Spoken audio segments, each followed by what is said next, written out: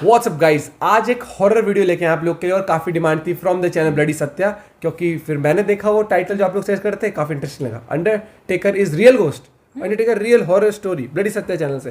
तो देखो डर तो लगता है उसको आप देख के, लोगों जैसे वो ऐसे करके आप ऐसे लोगों की उड़ता है। डिमांड पे हम लेके और आए हैं। अंडरटेकर से याद आया, आज रात को 9:30 बजे हम अंडरटेकर से मिलने वाले हैं। ये WWE लाइव नहीं, आज नहीं खेलेंगे, कल खेलेंगे, कल खेलेंगे। क्योंकि वो मैं खेलती हूँ ना, इसलिए चलो आज चिढ़ता है उस खेलेंगे। चीज तो से। 9:30 लाइव स्ट्रीम करते हैं, आके आप चेक कर लें कौन सा गेम खेल रहे हैं। उस वीडियो का लिंक डिस्क्रिप्शन में, कमेंट में एक बार अंडरटेकर ओपी हो जाए, ओपी हो जाए, मतलब करें शुरू 1 2 3 एंड गो। नमस्कार दोस्तों, ब्लडी सत्या के आज के इस एपिसोड में आप सभी लोगों को द अंडरटेकर से जुड़ी हुई कुछ ऐसी खौफनाक भूतिया जानकारी पता चलेगी ना, जिसे सुनने के बाद आप लोग बहुत ज्यादा हैरान हो जाएंगे।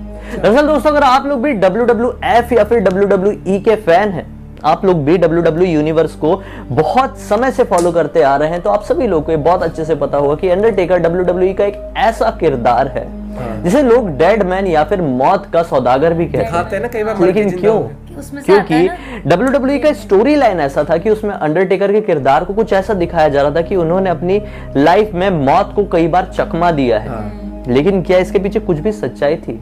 बिल्कुल थी दोस्तों। अंडरटेकर एक ऐसे इंसान थे जिन्होंने अपनी असल जिंदगी में भी मौत को सचमुच में चकमा दिया था। रियल लाइफ में WWE में कई फाइट्स के कारण उन्हें इतनी बुरी तरह से चोटें आई थी कि वो लिटरली कोमा में चले गए थे। कोमा में मौत के मुंह से फिर से वापस लौटे थे। ऐसा एक बार नहीं, 7 बार हुआ है। इसीलिए WWE को एक स्टोरी लाइन मिली कि अंडरटेकर के पास 7 लाइव्स है और वो 7 लाइफ जीने के बाद ही 8वीं बार अंडरटेकर की मौत होगी। और ऐसा सचमुच में हुआ है दोस्तों। सचमुच में 7 बार उन्होंने मौत को चकमा देके वापस से जिंदा हुए।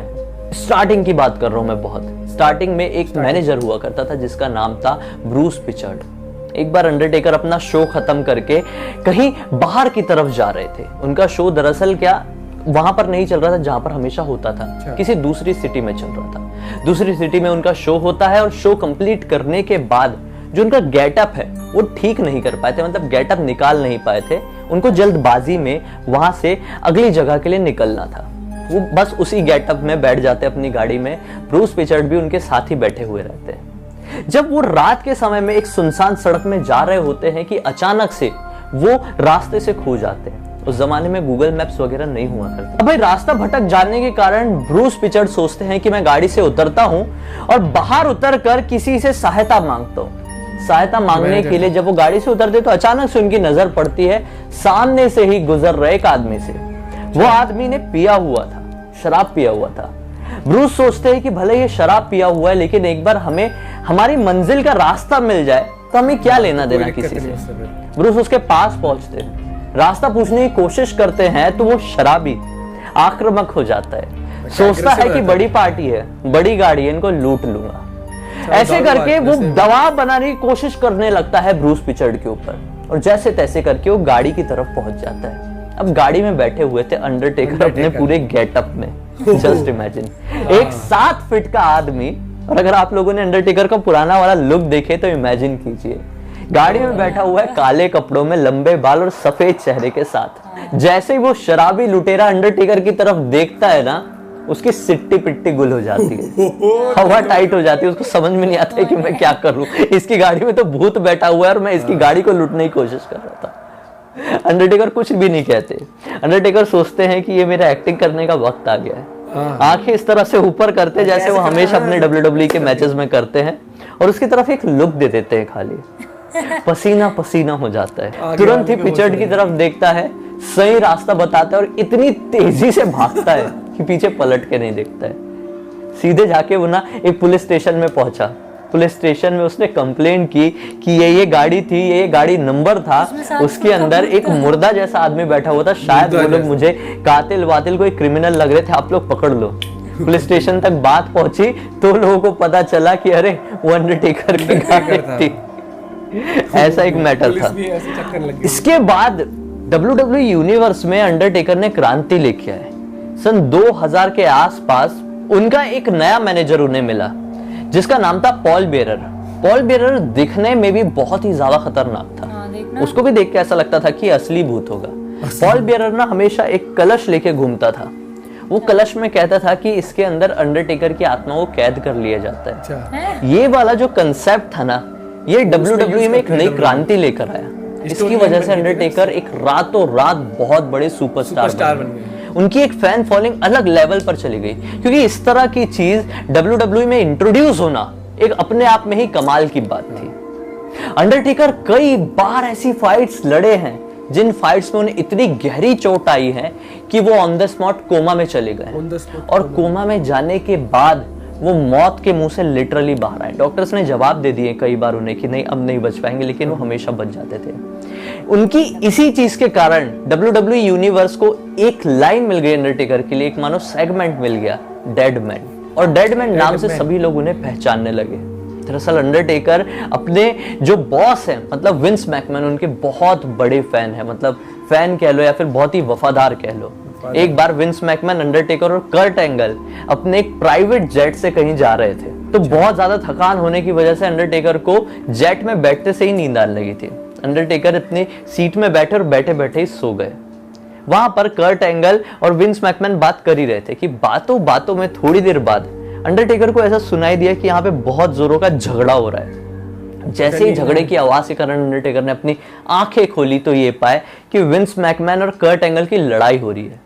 अंडरटेकर ने कुछ नहीं सोचा, आओ देखा ना ताओ, कर्ट एंगल को एक हाथ से गला पकड़ के हवा में उठा दिया और वो छोड़ ही नहीं रहे थे। विंस मैकमैन पीछे से आए और अंडरटेकर को छुड़ाने की कोशिश किए, छुड़ा के बताए कि भाई हम लोग जो कर रहे थे वो आने वाले मैच की एक प्रैक्टिस थी, एक प्लॉटिंग थी, तुम तो आक्रामक हो गए। तब जाके अंडरटेकर शांत हुए। माना जाता है कि अंडरटेकर ने अभी संन्यास तो ले लिया है, लेकिन अंडरटेकर सिर्फ और सिर्फ एक ही शर्त पर WWE वापस आ सकते हैं, और वो शर्त होगी कि विंस मैकमैन ये कह दे कि नहीं अभी तुम्हारी बहुत ज्यादा जरूरत है हमें WWE में, तो वो वापस आने के लिए तैयार है। अंडरटेकर भले ही दिखने में कितने ज्यादा रौबदार, कितने ज्यादा भयानक हो WWE में, लेकिन अंदर से उतने ही ज्यादा सॉफ्ट हैं। रियल लाइफ में बहुत अंडरटेकर भले ही WWE से रिटायर हो गए हों, लेकिन शायद वो अपने फैंस के दिल से कभी नहीं जा पाएंगे। मैं तो उनका बहुत बड़ा फैन, इसलिए मैंने सोचा कि आप लोगों को हैरान कर देने वाली ये चोर वाली कहानी जरूर बताऊं।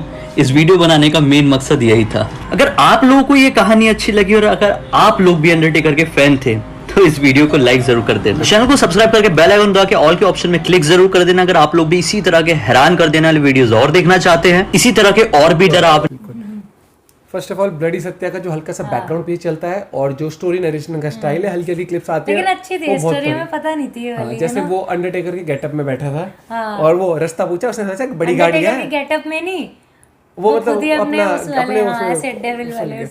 वो सोचा लूट लेते हैं यार, पैसा ही पैसा होगा।